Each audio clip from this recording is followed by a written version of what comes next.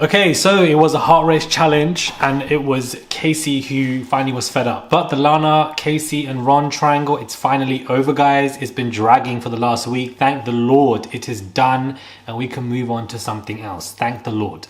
Hey guys, it's Murad Morali. Hopefully you guys are all doing well today. Back at it again, it is daily and consistent content. Click that button and subscribe, inject it, and let's get straight into this video where we have another episode of this season of Love Island. I'm really trying to get 8 minutes of content for you guys when it comes to each episode, and I know that, you know, last episode was probably the worst out of the season, to be honest with you, and it looks like it's going this way because I wasn't really tantalized, let's just say, by the challenge or by the entirety of this episode. But what I was underwhelmed by was the Sammie versus Olivia stuff. Olivia was kind of reading and saying, you know, it was childish for you to be running your mouth. It was childish for you to be saying XYZ behind my back.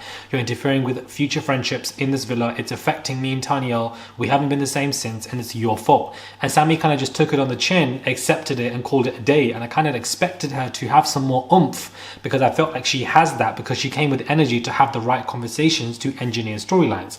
So why can't you have that same? I just wish she did, because I felt like she was kind of reading Sammie, calling her childish and stuff like that, which I don't think is acceptable because Olivia has been running around the villa herself, talking to Lana about XYZ. Like, do you know what I mean? It's like, how can you say that Sammie's childish for running to Tanielle, but you're not childish for even beginning that conversation behind Tanielle's back? It doesn't make any sense. And then you were speaking to Lana about XYZ prior. So, and then when it was her versus Zara, she was running around as well. So I feel like, you know, Olivia can't call somebody childish in this scenario, because if she's childish, what are you? Toddler, a baby? I don't know. But it just doesn't make any sense, and I think it's quite unfair. But I was expecting something. I feel like when it comes to any kind of conflict, because we're all addicted to drama when it comes to Love Island, let's be real, it's more about drama for most of us. I get kind of underwhelmed because I expect to be some kind of big breakout or something's going to happen, it's going to be dramatic or something, and that just doesn't really take place. You know, it doesn't really happen, and I'm waiting for it and waiting for it, and it doesn't take place. The same thing kind of happened with Casey and Ron. You can see there was a lot of tension between them two, and unfortunately it didn't go that way because I think Casey was well within his rights to really go mad, because not only was he disrespected by Ron, but also by Lana as well, and then by both of them together in front of his face, literally an hour or whatever right after he was told to be a wingman and friend zone. So he was definitely in his feelings and emotional, and rightly so, but I think that he was definitely in his rights to lay down the law, and unfortunately he just did not do that. But that's just how he is. But this is what I mean, missed opportunities for great moments, and Zara was the only one who would capture those moments and make it something for us when it comes to great television. I know I'm going to keep mentioning her, guys. Sorry if it bothers some of you, but like, I'm a Zara stan, and I just felt like she gave a lot to the show. So to be honest with you, she's the only one really shining post doing interviews, etc. here and there, and I just feel like the others in the villa, will see if they reciprocate with that same level of energy. Will and Jesse went into the hideaway, and I feel like Will's got a good character, and that definitely makes him stand out amongst everybody else. Does he have a good character, or are the others just plain? I feel like it's a combination of both. Tanya and Shaq are still going strong. Nothing is interfering in their relationship. They've been strong from day one. So we'll see what Casa Amor does for them, but I don't think it's going to cause major ruptures between their relationship. And I believe Tanya and Jesse both said that they've done bits and etc. So their relationships both are equally accelerating. And I think they're both aware that there could be competition, but I definitely should see these two in the finale. These two should be in the finale 110%.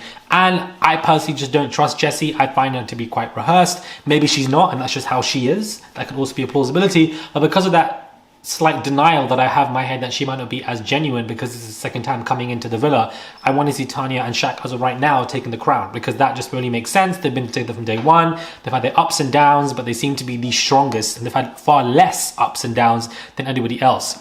Olivia and Kai, I'm not really seeing. I don't know for you guys. I don't know if you guys agree or disagree, but I just feel like I'm not seeing something there with these two. For Kai to be so, you know, who is texting? Why do you not text me? Not people phoning me. Sorry. I feel like I'm not really into Kai and Olivia, and the sparks really aren't flying between them two. The new bombshell comes in. That was the slowest walk I've seen. You know, really somebody who I felt like was forced to go in the villa. She didn't really seem as enthusiastic coming in, and I feel like the Islanders weren't as surprised, to be honest with you. And I felt like they should have been more surprised if they knew she was coming in.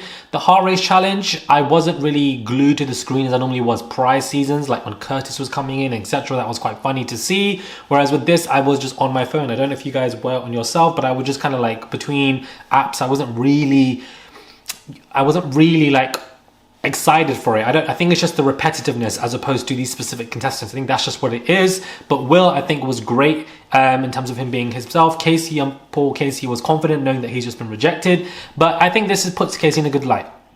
And I'll say why. Right now, he's got the sympathy edit. Right now, everybody's talking about him. Right now, everybody feels sorry for him. You want to be put in that light. And hopefully when Casa Amor comes around, he is in a great position, if he still remains in the villa, to be and find somebody to come back with. And hopefully that sympathy edit can be maintained, and that can take him quite far in the competition.